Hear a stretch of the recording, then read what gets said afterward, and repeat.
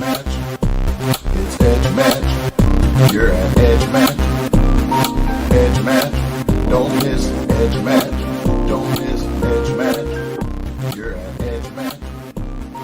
Edge Match. Don't miss Edge Match. Don't miss Edge. Hey, what is up, everybody? It's your girl, Sarah. So, just wanted to pop in to do a little something today. So, first and foremost, I wanted to welcome anyone who's watching either live or you'll catch the recording later. And I wanted to say hello.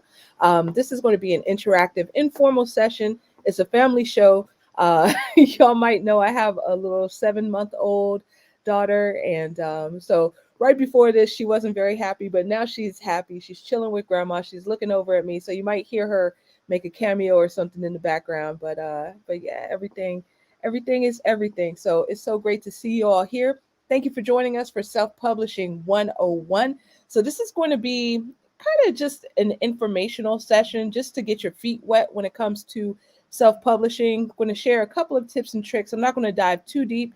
What I really want is to leave some time at the end for questions and answers because I want to make sure to get those in.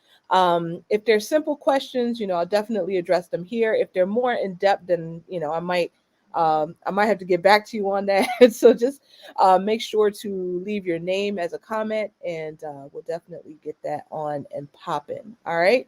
So just drop your questions, comments as they come to you. All right. So without any further ado, let's get started. So actually, before we get started, quick announcement. I posted it already on my own Facebook page. We'll have a more official announcement coming out, but I'm super excited because we have partnered with Tech to be their national professional learning partner. So super excited. Huge shout out to our friends over at Tech, and thank you all so much for the opportunity. So this is going to be a great collaboration. So very, very excited about that. All right. So without any further ado, now we're going to get started. This will probably run about 15, 30 minutes, depending on how many questions we have. I have a little bit of an outline for you as to the process of how it usually goes. But again, feel free to pop in with your questions, with your comments, things of that nature, and we'll address them when we can. Thank you to everyone who submitted questions ahead of time. So for those of you who don't know, you see the little logo. Oh, got a point this way. I don't know. The camera's like weird, but EduMatch Publishing is on the top right-hand side of this because usually when we do videos, it's from our EduMatch Publishing account when we're doing launches. So we've published close to 100 books. So this is like a very rough sketch of what you would go through, steps you would go to publish a book. They don't necessarily look the same for everyone, but this is pretty much the process I'm familiar with. So the reason I wanted to get started with this, as y'all may know, we have a hiatus on accepting new titles. So I really wanted to get some resources out there so that people could continue to share their stories. And I wanted to share kind of my knowledge on it so that hopefully it might help someone else. So the very first thing, step one, obviously you want to write your book, right? So I would suggest writing it in Google Docs, honestly, because this is going to help with the collaborative settings that you may want to use later on down the line as we get into future steps. But people write it in whatever they're comfortable with. Some people write it in Google Docs, some people write in Microsoft Word, whatever. But my very best tip when it comes to writing your book is to just go ahead and outline it, fill in the gaps. Don't worry about editing yourself. Just get it out there. I have some good friends who have shared with me their various processes. Some people like to block off time on their calendar to write. Some people like to wake up very early in the morning and write. Some people like to take writing retreats and go to hotels for the weekend and write. So when I was doing my dissertation, I went to Starbucks. So it's all about just getting it done. That is step number one. One thing that I've experimented with recently has been taking audio transcripts of videos and using those to, help me plan my process. And also ChatGPT, right? Our new best friend. now I wouldn't necessarily recommend having ChatGPT write your whole book for you, but I have a book that's coming out shortly, and I did use ChatGPT to ask it questions. Where do you think that I should, what do you think I should talk about? What do you think people need to know about podcasting? Blah, blah, blah. So Step one, write your book. Okay.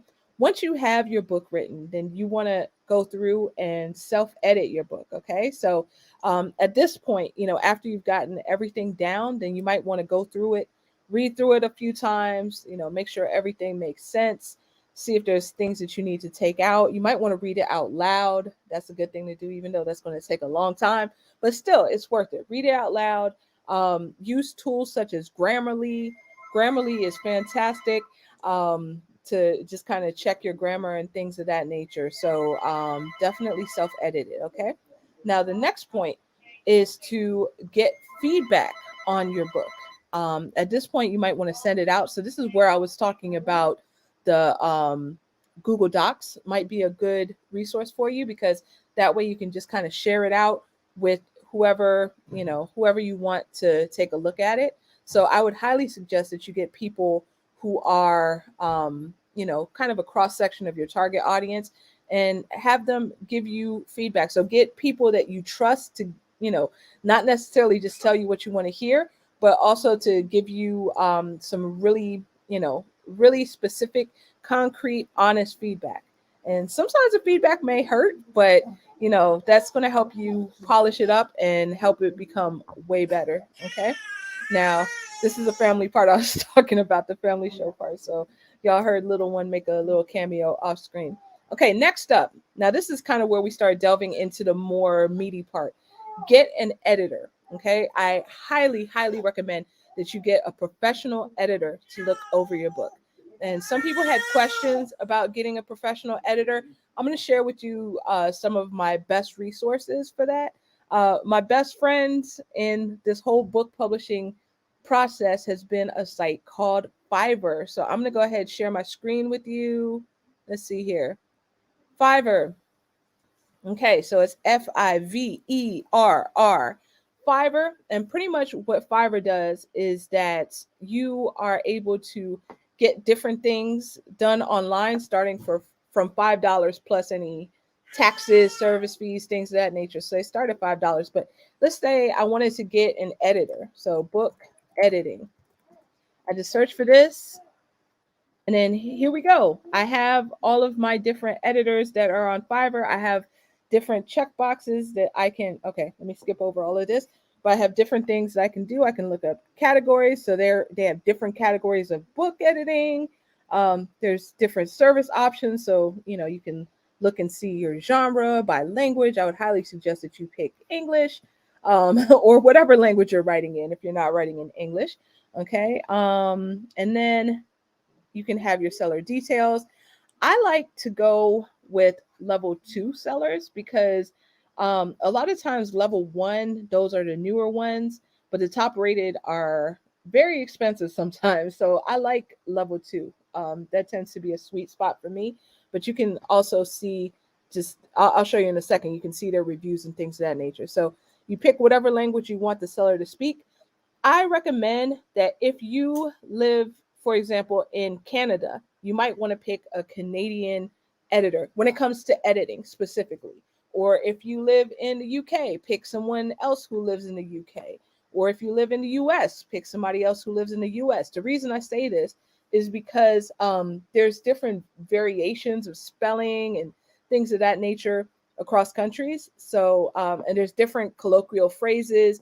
I've seen this come up in books because, like I said, we've published about 100 books. And a lot of times when folks get someone who speaks a different variety of English to edit, then there might be some things in there that don't necessarily fit, the target audience. So definitely consider this, okay? You have your budget, your delivery time. You can show pro services first if you want. This is the top 1% vetted. They're vetted, but the trade-off is they're also more expensive. And you can also see people who are online. So scrolling down, you'll see here the different folks, as you put in your categories, then it'll edit. And then you'll see that some people are pro verified, what they start at, their star rating, 5 is the best. Okay. Let's see what this lady has. So you see she has a basic, standard, and premium. So they typically have these different packages here. So you can contact them and see if they're a good fit for what you have going on. So that's Fiverr in a nutshell. We'll come back to Fiverr because I use it for like everything. So, oh wait, I didn't even share the tab. Sorry. This is the tab right here. So you can see the lady has basic, standard, and premium, and there's an option to contact her. All right. So I'm going to stop sharing. I'm going to come back to the main screen. So get an editor. Absolutely. The next thing is to lay out your book. So you want to make sure to lay it out, because when you type it on Google Docs, or when you type it on Microsoft, or when you type it on whatever tools you use, then that's not the format per se that you're going to use when you upload the book. A lot of times they want the book to be in PDF depending on where you upload it. So you'll need to convert it. You'll need to lay it out, make it look professional. There's a lot of different guidelines that you need to go by when you lay out a book. So there is a software that I use. I would recommend it if you plan to do multiple books. If you plan to do a one and done, then it's probably not worth the cost. But the one that I like to use is called Vellum, Vellum. Let me actually show y'all their stuff. Let me see if I can actually just pull it up. That might even be easier if StreamYard will allow me to share in an app. But what I'll probably do is I'll probably at some point do a course on how to use Vellum, even though it's pretty straightforward for the most part. But there are some nuances, as there are with everything. I'm trying to open a book before I go ahead and share my screen, because I don't want to put everybody's business out there. So just give me a quick second. I'm opening it. I don't mind showing you my book. Okay, so let me see if I can share my screen. All right. Chrome tab, window. Okay, cool. So this is Vellum. Okay, so when you bring it in, then you'll see that you have like different page types. Okay, and it automatically like it sets your margins for you. You just pretty much type in the things that you want to add. You're getting a sneak peek of the book right now, the podcasting book. But you have like you can put in chapters, it'll do your references for you. You have different page templates, and even better, I like this part right here. You can go into the styles and find the style that you want. So you see that there's lots of different styles. Now, the one good thing about this is that it's kind of set it and forget it. When I first started publishing books, I would use Microsoft Word to do it. And the trade-off to that is that I already had Microsoft Word. B, let me see. B, I could kind of customize it to however I wanted it to be. But with Vellum, the trade-off is that you kind of have to stick within these templates. You can adjust a little bit within the templates. Like, for example, I picked, which one do I have? Whisper. I can kind of choose which one I want within the templates, but in terms of like if I want to make anything, if I want to like tweak it, then it's probably not going to happen. But it's kind of like set it and forget it. So with Vellum, I've been doing this for a little while now, so I can lay out a book in probably a simple book I can lay out in probably an hour, hour and a half. A more complicated book will probably take me a couple of days, but as opposed to Microsoft Word, where it was taking me like a week minimum to lay out a book. So I really do like Vellum. It is a pretty penny, but to me, it's worth it if you are planning to do multiple books. So lay it out. You can do it through there. You can do it through Microsoft Word. You can do it through Adobe InDesign. There are so many ways. But what you want to do is that you want to, if you're doing a paperback book or a hardback book, then most likely you're going to need it in PDF, the print ready PDF. Okay. If you're doing a children's book, then, it might be even more technical, children's book or graphic heavy book where you're printing in color, then there's different like color schemes that you might need to play around with. But we won't get into all that right now because this is self-publishing 101. So we're going to keep it kind of basic. But for laying things out, then I really do. I like to use Vellum because it really helps me maximize my productivity. So shout out to Kate, who was asking about ebooks. What do you do for ebooks? Well, for ebooks, this was actually the reason that I got Vellum, because I didn't know how to do an ebook when I had my file formatted for Microsoft Word. So I was looking around, how do I do an ebook? And I found that Vellum will do it for me with just like one additional click. But prior to that, then I'll share my screen one more time. Isn't that a song? One more time. Gonna celebrate. Okay. Yeah, so you get some karaoke today, a little bonus karaoke. All right. So one thing that you can do here is ebook formatting. Okay, that's one kind of gig that you can get, and you get folks that will do ebook conversions and things like that. I had somebody on there who was, who was my go-to person until I learned that I could do it myself in Vellum. But this is, you can get people to lay out your book for you as well. We've used folks like for very complicated layouts that I knew would take me a long time, or I did not have the capability to lay it out in Vellum, then I might have gotten a gig on Fiverr to help me lay out the book. So that's also an option. Okay, so now getting to the finish line, there's 3 more steps plus some bonus steps, and then after that we'll open it up for Q&A.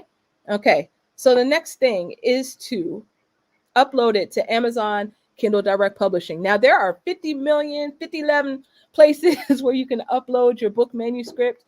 I'm just sharing with you my path, the path that I'm most familiar with. And then, if you find something else that works for you, then that is good. Please share it, please share it with the group, share it as a comment. But there are so many different services that you can use. But I like Amazon KDP, stands for Kindle Direct Publishing, but they do more than Kindle books. They do also paperback. They do some hardback. They're starting to do hardback. They do some short stories called Vella, I believe. I can't remember, but you can upload it. So I'm just going to kind of show you how that works. So I probably shouldn't close that window. Okay, there we go. So let me go ahead and share my screen once again. So you just sign up for an account. You go to kdp.amazon.com, sign up for an account. Okay, and then you can go here to Amazon Kindle Direct Publishing, and here you're able to create a new title or series. So as you see, I have mine queued up and ready to go for April. So Guide to Podcasting. So let me just kind of take you under the hood to show you how I got it ready to rock. And I do plan to create a Kindle one as well. Once you get like the paperback, or once you get one version in, then it's pretty easy to just create other versions by clicking on the plus button. Okay, so I'm going to go ahead and show you how I got this rolling. So once you sign up for an account and you set up your tax information, all that, then you have access to this. Okay, so you load your paperback details, you have your language, you put in your book titles, you just fill in the prompts, right? And then you'll need like a description. So you want like a description that will show up on the page. And then you put your keywords in. Keywords are very important to help people find your book. So you want them to be associated with your book. You also have categories. So you just kind of go in, you choose the categories that your book aligns to. So a lot of times I do education and reference. I go to education and I find the ones that are most, that align most. Now, here is some free game right here for y'all. This aims and objectives category has been gold. Like, if I'm being honest, I don't know exactly what it's for, but I've found a lot of success with that whenever we put books there. So maybe, that might be one that you want to consider. Okay, so then next, when you go to the next page, I'm not going to mess with anything because I have it saved, set up the way I want it. But I get my paperback content, right? So you need something called an ISBN. Don't know what it stands for, but that's okay. So you can get a free one from KDP. Now, if you plan to do a one and done and it really doesn't matter to you, then free ISBN is perfectly good.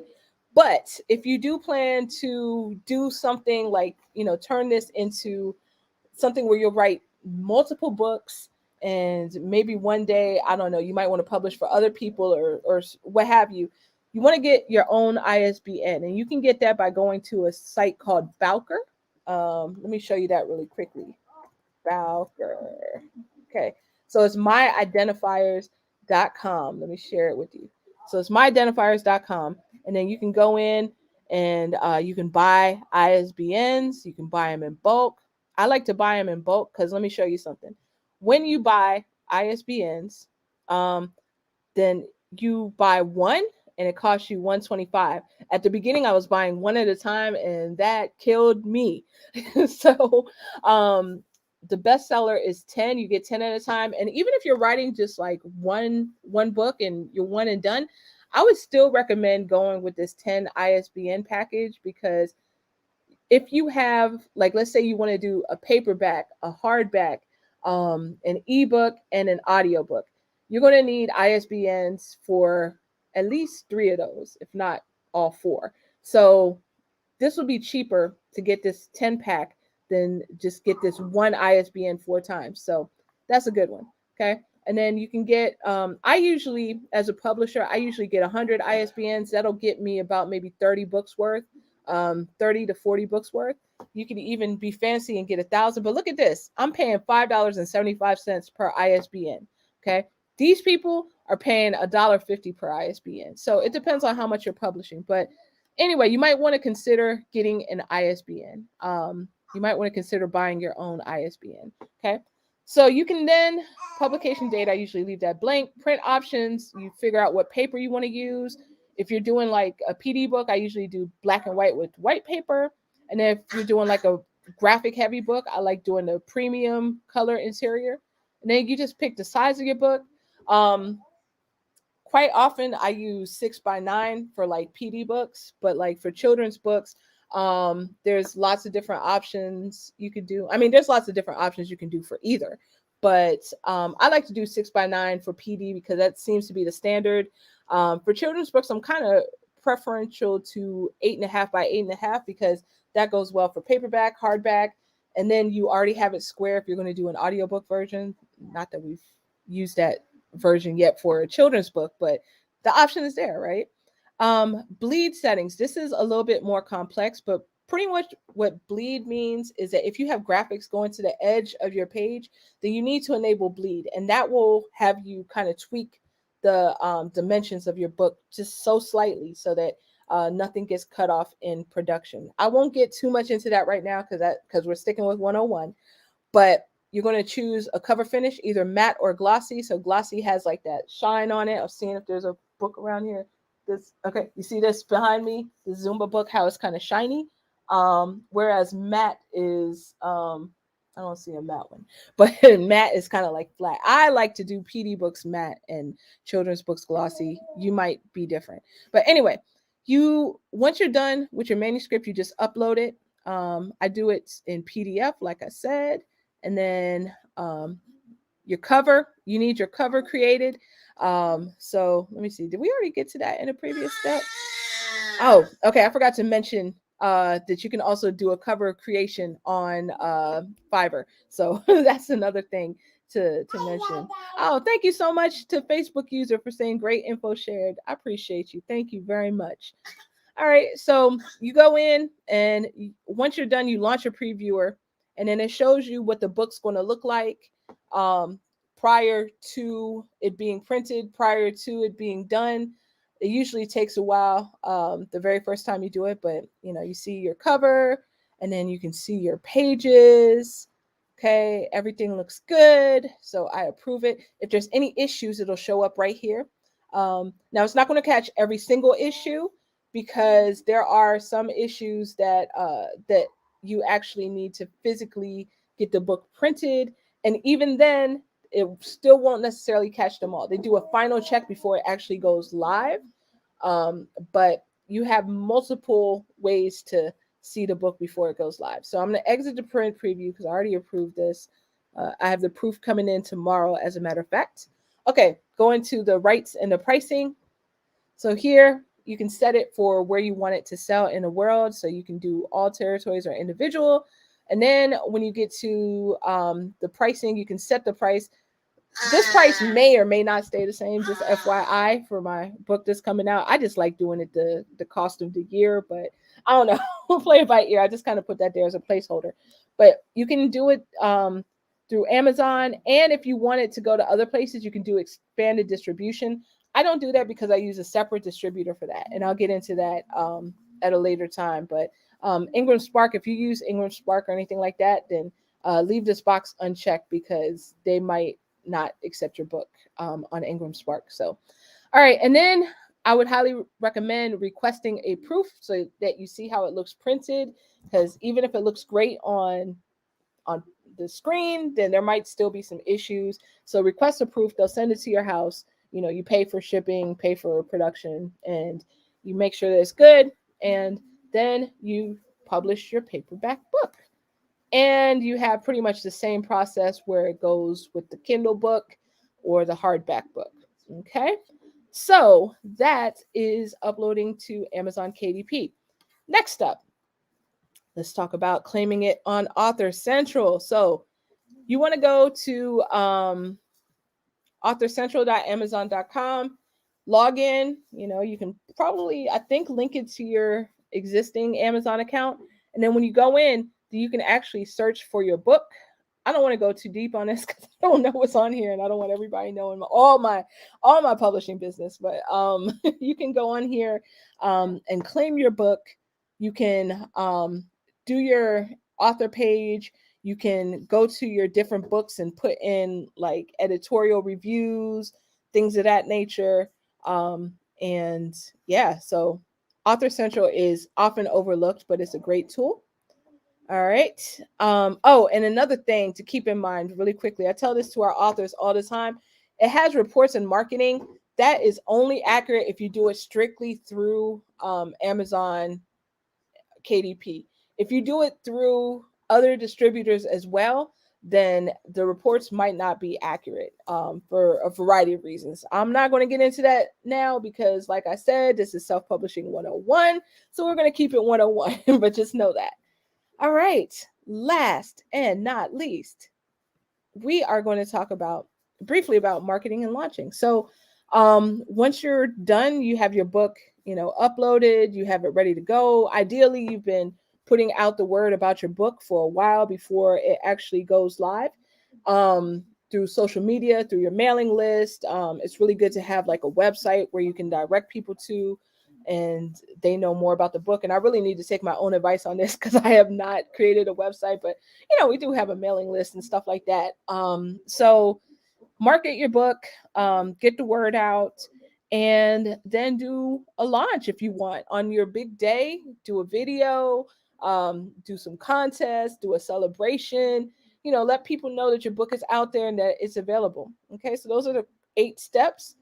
In addition, level up. You can level up with some other things. Like I said, we have 2 distributors. The other one that we have is called Ingram Spark. I'll show you their website. They are a bit difficult to navigate and to get to know, but once you figure it out, then this thing can be your best friend. I highly recommend it if you have more than one book. If you're planning to do multiple books, and get your book global, Ingram Spark is the way to go. I'll probably do a course on that in the future. Also, if you want to do audiobooks, there's lots of audiobook things out there. There's one called Find a Way Voices. I heard that's on Spotify. The one that I have used the most is ACX. So if you want your book on Audible, this is where you would go. Again, not going to get into that tonight. Probably do a course on that later. Okay. You might also want to learn about some organizations. So the Independent Book Publishers Association is good. They have a lot of resources to help you publish. And the one that I would really, really, really recommend, that I'm now currently a member of, and I'm not getting any kind of kickback or anything, but I'm finding this very helpful, the Alliance of Independent Authors. They have a lot of different discounts and stuff like that. So member benefits, I think, is where it is. Once you log in, then you can see like all of the different partnerships that they have. I don't see it on here. I probably have to log in, but yep. So that is pretty much what I have for you today. So I'm going to stop sharing, come back on the big screen.